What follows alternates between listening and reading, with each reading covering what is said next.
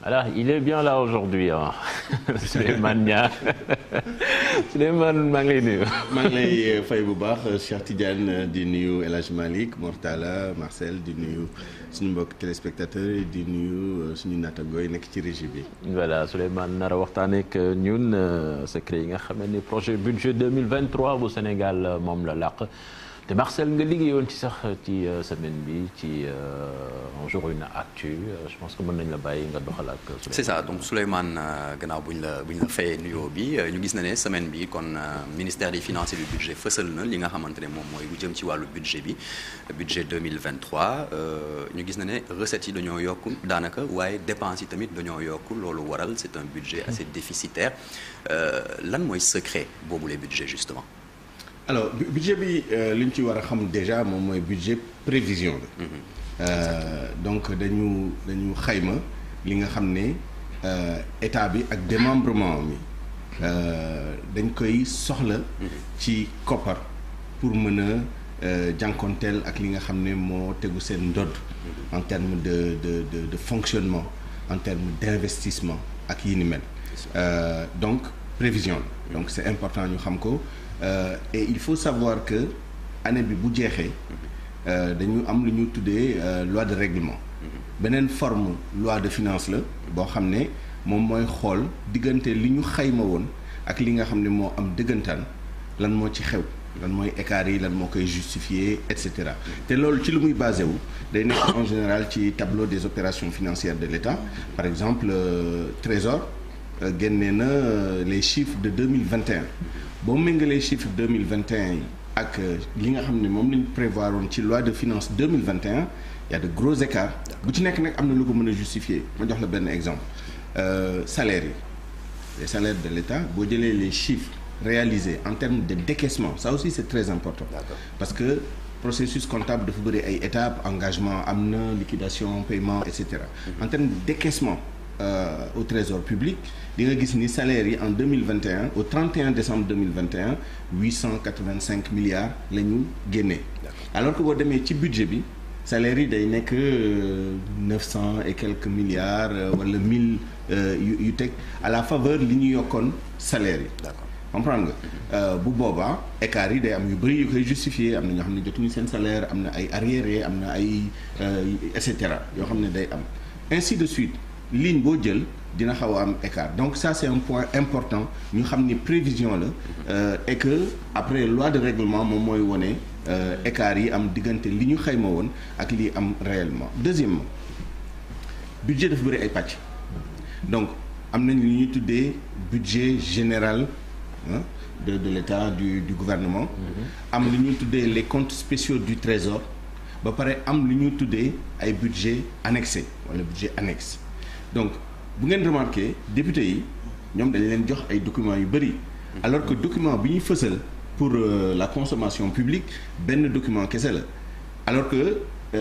ñële dañu am non seulement document yi nga xam ne moom la ñu rendre public moom mooy li ñuy tuddee projet de loi de finances 2023 mooy document bi ñu jot bi nga xam ne budget général moo ci nekk ak les comptes spéciaux du trésor mais ñoom dañu am les budgets annexés am yeneen document yoo xam ne ñoom ñooy constituer lu ñu mën tuddee un peu le bloc budgétaire wala le collectif budgétaire c'est l'ensemble des éléments yi nga xam ne ñoom ñooy constituer budget pourquoi j'insiste sur ça parce que loolooy indi aussi les écarts entre les chiffres boo liiree document bi da ngay gis ni suñu budget c'est à 5100 et quelques milliards en même temps dans la communication du gouvernement dañ naan le budget de 6000 et cetera différence bi loolu moo koy indi maintenant ñun ce qu'on a c'est le document qui retrace un peu wala qui parle déterminé budget 2023 mooy budget général de l'État mooy foofu nga xam ne foofu la ñu am les dépenses de personnel les dépenses de fonctionnement les dépenses d'investissement et cetera plus maintenant les comptes spéciaux du trésor comptes spéciaux du trésor yi en général ça ne bouge pas d'abord c'est équilibré différence entre les comptes spéciaux du trésor ak le budget général moom mooy comptes spéciaux du trésor dañu déroger aux principes yi nga xam ne ñoom ñooy principe budgétaire par exemple principe budgétaire mën na nekk annualité dañ naan un budget couvre du 1er janvier au 31 décembre loolu principe budget la par exemple am na beneen principe budget boo xam ne moom mooy bu ñu defee benn année budgétaire lignes yi mënoo ko transférer c'est-à-dire maa ngi lay wax ni Trésor 885 milliards la ñu décaissé pour les salaires. Admettons que bu ñu réajuster yëpp arriérés yi et cetera mu nekk 900 contre 50 yooyu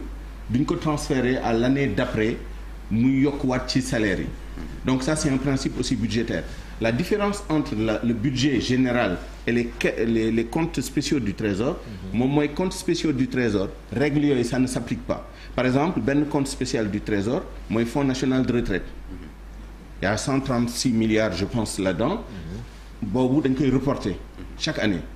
dañ koy reporter, ça déroge aux règles, aux principes généraux. Maintenant il y a les budgets annexés, ça c'est. Voilà Souleymane, Sénégal tamit day dugg ci beneen ère à partir de 2023 exploitation pétrole beeg gaz bi mais loolu yëpp ban incidence vraiment lay am ci budget bi et surtout consommation bi ménage tout ça. Alors sur le budget nit ñi wax nañ ko c'est 51 milliards yoo xam ne identifié nañ ko loo xam ne day dugg ci budget Sénégal. Ça ne veut pas dire que ça représente lépp luy dugg ci économie Sénégal parce que voilà budget bi sont les recettes fiscales, les recettes non fiscales, les dons en capital, dons projets, dons programmes, etc. plus les comptes spéciaux du Trésor ak budget annexé encore une fois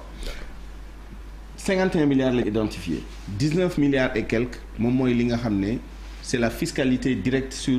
les recettes pétrolière leneen lii c'est des recettes non fiscales moom mooy tout ce qui ne relève pas des impôts des taxes et cetera ay prélèvements la kii yu mel noonu 14 milliards donc ñaar yi day nekk 33 milliards plus maintenant 2 comptes spéciaux du Trésor yu ñu créé le fonds intergénérationnel ak le fonds de stabilisation benn bi y a 12 milliards benn bi y a 7 milliards donc boo boolee 33 milliards yooyu ak yi mu la wax nii léegi looloo indi 51 milliards yi loolu mooy impact budgétaire bi nga xam ne moom mooy am ci exploitation bi après il y a eu tout un débat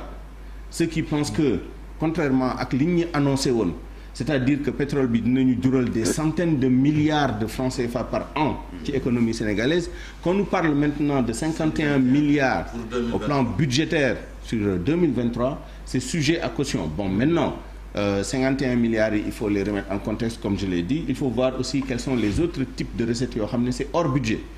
Ça aussi, il faut voir. C'est pas dit, mais il faut voir. Les 880 milliards, il y a aussi d'autres dimensions,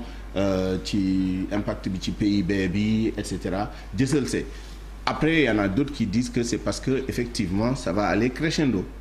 Année bi ñu am 51. D'ailleurs, c'est ça qui est prévu. Donc ça ne démarre pas déjà le 1er janvier 2023. Exactement, parce que premier pétrole bi ak premier gaz bi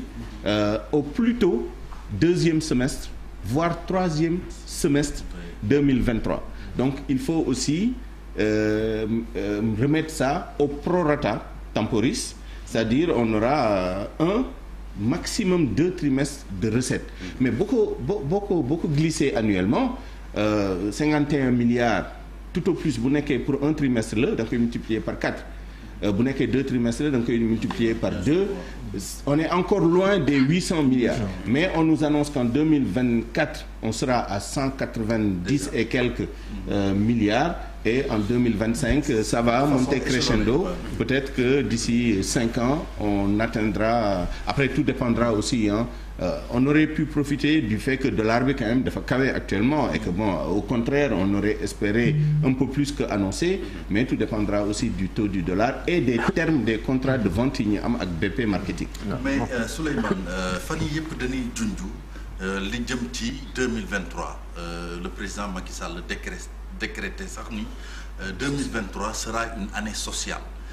ñun budget bi sama mbokk yi nekk Thiès lan ci yaakaar pour peut-être ceeb bi ñuy lekk à midi mu am soppeeku wala bu ñu demee marché panier bi ñu yóbbu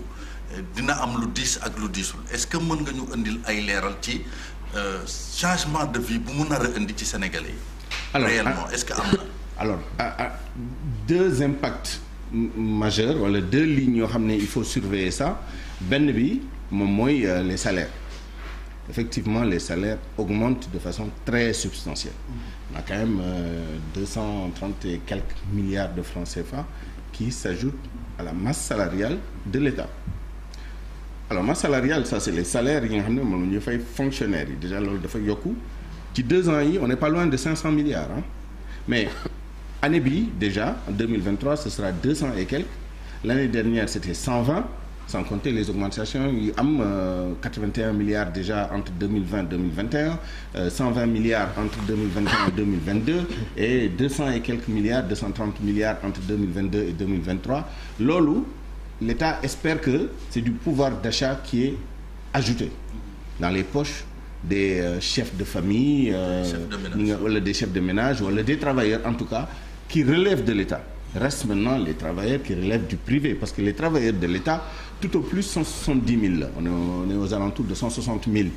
fonctionnaires il faut compter les 350 000 travailleurs formels yi nga xam ne ci privé bi lañ nekk te amuñu augmentation de salaire sans compter les informels donc c'est un impact marginal pour côté boobu mais c'est quelque chose maintenant l'État ne paie pas que des salaires disons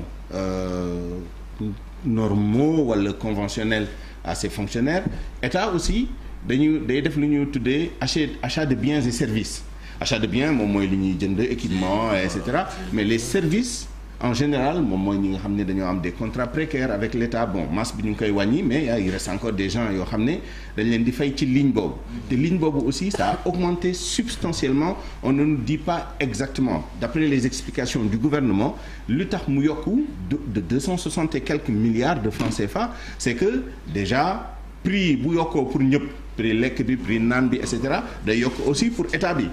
donc il y a un renchérissement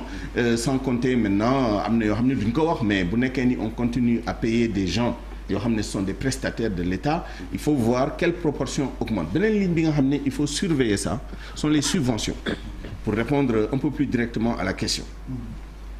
on annonce 450 milliards de francs CFA de subventions directes si vous vous rappelez bien keroog bi président de la République jëlee parole il a annoncé 600 milliards de subventions et autres interventions y compris les cash transferts etc dont si je ne m'abuse 300 milliards yoo xam ne c'était des subventions à l'énergie là on passe de 300 milliards à peu près boo jëlee masse bi wala à 450 milliards dont une bonne partie ci énergie bi la jëm donc c'est ça qu'il faut voir plus éventuellement ay cash transfert yoo xam ne dina am je ne peux pas dire exactement si c'est tracé quelque part mais pour aider la population directement il faut subventionner les prix il faut donner du cash transfert donc état bi joxe xaalis et peut-être baisser les prix waaw c'est ça xam nga budget 2023 nee nañu dañu ko jagleel social année sociale ça veut dire exactement fan la ñuy intervenir pour vraiment que ce budget-là soit pour une année sociale. Écoutez, je pense qu'il y a quand même un peu de cosmétique, un peu de politique, si vous vous rappelez bien. 2019, en général, à la veille de chaque élection. Oui, 2019 aussi était une année sociale. Donc c'est ça un peu le lien indirect qu'on peut faire. D'ailleurs, il est étonnant que voilà, 2019 soit une année sociale. Théoriquement et 2023 soit également une année sociale théoriquement mais c'est une question très pertinente parce que boo jëlee structure budget bi voilà c'est une question qui mérite d'être posée quelles sont les dépenses concrètes les actes concrets on peut vous dire budget tel ministère à vocation sociale yokku na mais la question que les gens se posent c'est dans leur vie quotidienne évidemment l'État est dans son rôle boo waxee ne day yokk subvention yi day dugal xaalis un peu plus d'argent dans la poche des gens c'est-à-dire yokk pouvoir d'achat bi aussi yokk xaalis ci yenn ministères yi nga xam ne dafa am et cetera c'est une manière peut-être boo amalgamé loolu yëpp de dire que c'est une année sociale mais honnêtement rupture bi nga xam ne moom la ñu xaar ci boo décider ni année bi damay jógee complètement de tel aspect à tel autre aspect l'État se désengage un tout petit peu des investissements sous-entendu que ni ñoom def nañ lu bari déjà en termes investissement dans des infrastructures sociales dans des infrastructures structurantes là genre ay tali des infrastructures un peu plus de prestige ay stades etc. Le privé doit commencer à prendre le relais de plus en plus. C'est peut-être ça aussi tournant bi nga xam ne dañ koy jël ci structure budget bi en mettant un peu moins relativement parce que dans l'absolu ça augmente mais relativement xëj na day baisser par rapport ak yeneen type de dépenses yu ñu doon am yi mais encore une fois c'est difficile vraiment de dire en quoi c'est plus social que avant. ci wàllu kujje politique bi ku mel ni Thierno Alassane Sall tey mi ngi def benn sortie di wax ni il faut ñu jéem a essayer de résoudre les problèmes yi am ci disparité traitement fonctionnaire yi est-ce que loolu aussi day impacter ci budget bi. oui bu nekkoon dañ ko def parce que le problème moo tax d'ailleurs tension sociale il y a un paradoxe malgré les sommes énormes yu ñu dugal ci yokk payoor yi tension sociale yi baissé na relativement mais ça continue. Pourquoi? Bon, enseignants yi par exemple ils se sont calmés mais la colère gronde pour deux raisons. benn bi yokkal nañ leen mais en même temps la vie s'est renchérie dund bi dafa gën a yokku ce qui fait que et c'est ça les mécanismes intimes de l'économie yoo xam ne nit ñi duñ ko xool moom mooy gis nga taux d'intérêt fu muy yokku parfois nga dégg ñu naan banque centrale yokku na te taux d'intérêt les gens ne se rendent pas compte quel impact lay am ci seen vie ñu naan la ay taux d'inflation l'inflation a augmenté juillet dernier c'était à 11%. Qu'est-ce que ça veut dire? Ça veut dire bu dund bi yokkoo 11% ñu yokkal le salaire 5%, tu n'as rien gagné. Tu as perdu encore 6% de pouvoir d'achat. Donc enseignants yi qu'est-ce qu'ils disent? Yokkal nañu mais li ñu yokkal li yëpp seeraayu dund bi ñëw na jeexal ko dafa mel ni kenn yokkaluñu dara muy beneen bi dañoo def yokk général amul discrimination positive pour indi équité parce que syndicalistes yi lañ leen doon réclamer équité dans le traitement d'abord équité augmentation bi évidemment c'était normal parce que dund bi dafa cher et puis il y avait des augmentations pour yenn catégorie donc ils se sont dit non seulement il faut ngeen yokkal ñi parce que da ngeen yokkal ñeneen ñi mais il faut ngeen dindi nu mu tudd xaj ak seen bi nga xam ne moo am diggante type de fonctionnaire yi am mooy lan moom mooy bu nekkee nii yow da nga am ñoo xam ne da nga leen yokkal ñu jógee par exemple 500 000 dem 700 000 nga yokkal leen 200 000 bu nekkee nii ki nga xam ne da doon am 100 000 francs da nga ko yokkal moom tamit 200 000 ba tey kii amoon 500 000 léegi 700 000 la am kii amoon 100 000 300 000 la am écart baa ngi fi ba léegi donc li ñu waroon def moom mooy xëj na am na ñoo xam ne ba leen di yokkal nga yokkal leen 2% 3% et cetera du leen wàññi dara na leen yokk tuuti aussi ñeneen ñi nga xam ne da nga leen war a rattraper loo nga rattraper leen alors peut-être que c'est corrigé cette année wala mois yi passé mais cette question-là effectivement Thierno Alassane Sall a raison parce que il ne fait que reprendre les récriminations yi nga xam ne moom la acteurs yi nga xam ne ñoo nekk ci syndicats yi moom la ñu wax moom mooy yokkal ngeen ñu waaye dindiwu leen disparité yi am suñu diggante waaye tamit attention bu ñëpp tolloo loolu la Wolof Njaay wax am ñu gedd seen wàll donc il n'est pas question ici que tout le monde soit sur le même pied d'égalité c'est pas les mêmes formations c'est pas les mêmes bon maintenant dans la fonction publique il y a quand même un minimum d'équité et cetera mais ñoom loolu mooy seen problème nag par exemple am na ay enseignants yoo xam ne dañ naan ben on a les mêmes années à l'université que ñi nga xam ne les inspecteurs du trésor les inspecteurs des impôts et cetera ñoo bokk lu ñu jàng parfois sax ñoo leen di ëpp nombre d'années yu ñu jàng et on se retrouve à la fin ñu gagner 2 fois 3 fois plus que nous. Souleymane par rapport à li nga xamante ne moom mooy le poids des institutions tamit il y a eu des impacts des conséquences ci li nga xamante ne moom mooy budget bi on se rend compte que là il y a eu la baisse du budget au niveau de la présidence en termes de prévision toujours comme tu le disais à la primature également il y a eu une baisse waaye Assemblée nationale dafa yokk HCCT itam dafa yokk conseil économique social environnemental c'est resté stable ban jàngat lañ ci mën a am étant donné que il y a pas trop longtemps le chef de l'État reparlait encore de la réduction du train de vie de l'État voilà est-ce qu'on peut dire que c'est lié justement alors loolu tamit ay sew-sew yu nekk ci biir affaire yi la c'est-à-dire parfois c'est juste des déplacements faut faire attention parfois dañu déplacer ay lignes parce que en fin de compte les dépenses globales parce que c'est ça aussi bu ñu wax budget à 5 000 milliards c'est un budget en dépenses c'est pas un budget en recettes hein. Tout à fait. C'est ça qui crée le déficit parce que ça c'est important. La question foofu la jëmoon. Non mais les gens font une grosse confusion. Les recettes, les dépenses sont supérieures aux recettes. Exactement. Et la dette publique aussi dafay. Exactement. C'est-à-dire gouvernement bi buy communiquer sur le budget. On est un peu étonné parce que c'est facile de venir dire on a un budget de 10 000 milliards. Ça ne veut rien dire. Effectivement, ça veut dire xëy na que on va investir plus. xam nga boo waxee sama budget 10 000 milliards la jóge na 6 000 milliards dem 10 000 milliards il faut justifier 4 000 milliards yi si tegu. dama yokk payoor yi dama yokk samay investissement dama yokk lii dama yokk lële ça c'est une manière de communiquer sur la hausse mais boo ne 10 000 milliards le Sénégalais lambda pense que le Sénégal s'est enrichi de 4 000 milliards. Ça n'a rien à voir. C'est le PIB qui renseigne sur la richesse. Le PIB, bi soit dit en passant. Effectivement, et c'est pour ça qu'il faut regarder de façon globale. Par exemple, cette exploitation ressources minérales yi ak ressources etc. Suñu PIB va passer de 16 000 milliards à 19 000 milliards. Presque 20 000 milliards. Donc il y a beaucoup d'argent, beaucoup de richesses qui sont créées. Alors, mais am na yeneen secteurs yu ci nekk parce que bu PIB bi yokkoo en prévision day diluer xam nga da ngay dégg ratio tel agrégat sur le PIB par exemple l'endettement ratio bi ñuy wax bi 75% du PIB et cetera bu base bi yokkoo c'est-à-dire PIB bi et que dette bi yokkuwul d'autant ça veut dire que ratio bi day baisser donc am na ay enjeux yu mel noonu yu ci nekk mais ça c'est autre chose mais sur le budget d'accord le déficit va se passer mais pour répondre à la question ce qu'il faut regarder c'est est-ce que c'est une rationalisation est-ce que dañoo wàññi dëggantaan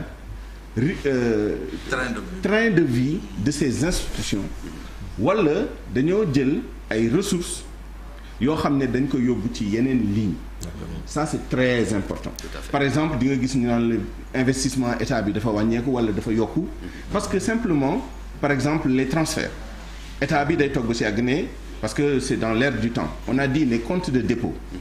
am na ay structures de l'État yoo xam ne ay agences et cetera dañu doon am ay comptes de dépôt foofu la état bi doon transférer seen ay ressources mais dans le cadre de la bonne gouvernance on a demandé à l'État de fermer les comptes de dépôt nañu bàyyi léegi di jël xaalis di ko def ci ay comptes de dépôt ay administrateurs d'agence ay et cetera di ko utiliser nu mu leen neexee moom mooy indi les problèmes qu'on a donc on essaie de consolider au niveau du budget ce genre de choses donc di nga gis parfois nga gis benn ligne ñu ne la par exemple les transferts courants dafa wàññeeku ça ne veut pas dire que l'État donne moins d'argent et cetera mais boo xoolee beneen ligne boo xam ne ci état bi la di nga gis ni foofu day gonfler donc transfert rek lay nekk donc attention quand on dit le budget de la présidence a baissé le budget de telle institution a baissé il faut regarder est-ce que dafa am ay dépenses yu ñu contracté est-ce que dafa am ay nit ñu wàññi est-ce que dafa am ay et cetera wala simplement dañoo jël li nga xam ne ay dépenses la woon ñu logé woon foofu ñu transféré ko si yeneen et cetera ce qu'il faut noter le budget globalement les dépenses ont augmenté si tu fais la somme de toutes les rationalisations en principe dafa war a feeñ ci budget global bi dafa war a wàññeeku dès lors que budget global bi day yokku lu ñu la mën ci wax ci rationalisation ça veut dire que dépenses yi moom yokku na soit dafa am ay dépenses yu ñu déplacé yóbbu ko ci benn ligne nëbb ko feneen wala fii certes wàññeeku na waaye am na feneen fu ñu waroon def beneen effort de rationalisation defuñu ko fa parce que budget bi globalement dafa yokku et c'est ça et non seulement budget bi dafa yokku mais le déficit a augmenté énormément ça veut dire quoi ça veut dire que dépenses yi yokku na recettes yi yokku na les recettes fiscales vont augmenter de 434 milliards presque 435 milliards. Faut tenir compte des recettes non fiscales. Voilà foofu dafa wàññeeku. Les recettes non fiscales ont diminué un tout petit peu. Les dons ça dépend de quel type de dons bon augmenté wàññeeku et cetera. Les comptes spéciaux du Trésor ont augmenté légèrement moom mooy à cause du fonds générationnel fonds de commerce bi aussi dafa xaw a yokk tuuti mais c'est marginal parce que c'est 176 milliards seulement c'est pas beaucoup. Mais les recettes ont vraiment augmenté. D'ailleurs, on se demande comment. Bon, c'est la stratégie de recettes à moyen terme, c'est-à-dire, pour une fois, et il faut s'en féliciter. Le gouvernement, l'État du Sénégal, dina def ay pexe pour que recettes yi ñi dul woon fay impôt ñi nga xam ne dañ leen doon accorder des privilèges au plan fiscal moom mooy les dépenses fiscales yi ñuy wax les exonérations ma jox la si pour conclure seulement benn exemple boo xam ne nit ñi dañ koy dund dans le budget il est annoncé que am na benn exonération taxe boo xam ne dañ ko doon accorder les structures sanitaires yi nga xam ne dañuy def des prestations un peu hôtelières xam nga boo demee structure sanitaire am na li nga xam ne faj kese la. médecins yi lay jël et cetera et cetera. mu am hospitalisation am na ñoo xam ne dañuy hospitaliser ba pare def ay cabine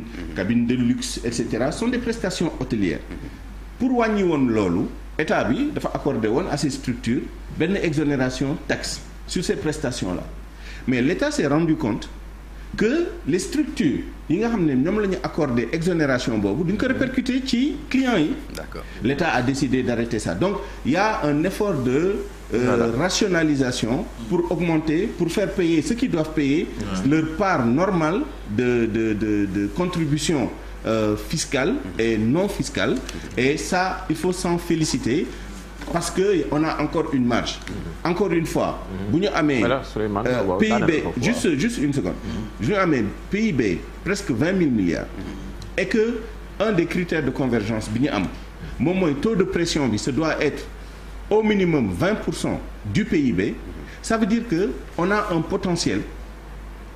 énorme boo xam ne on n'exploite pas ça suffisamment pour am ay recettes fiscales c'est ça qu'il faut régler mais il faut pas de fuite en avant yokk recettes yi effectivement de façon substantielle mais que lii yokk ci dépenses yi ëpp lii yokk ci recettes yi looloy creuser déficit budgétaire bi mooy yokk bor bi mooy yokk aussi intérêts yi ñu fay les intérêts ont explosé aussi dans le budget et ça ce sont des choses yoo xam ne c'est important que les députés au moment de voter le budget bu ñu ko mënul changer tamit ñu discuter ci débattre yi pour que opinion bi xam mais surtout que l'exécutif sache que il y a un vrai contrôle qui est fait par l'Assemblée nationale sur ces points-là qui sont des points critiques. Voilà, merci Souleymane jàngat bi leer na dañuy dalal gan gi léegi ak Ibou Diouf.